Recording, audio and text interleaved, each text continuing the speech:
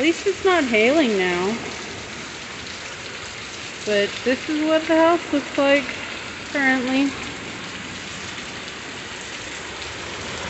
I think we're making up for our lack of rain we've had recently.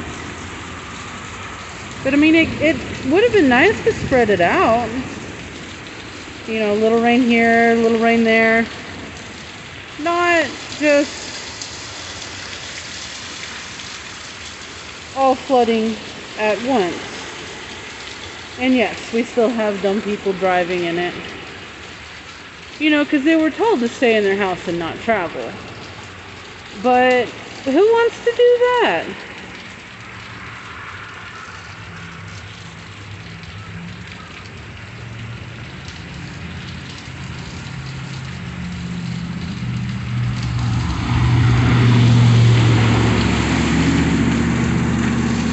Nah, I don't want to do what they tell me and stay in the house.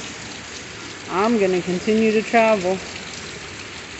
I mean, I get it, in some areas you gotta work, but we all know this street floods bad. So why go on it? It's a mystery, as some people's thoughts.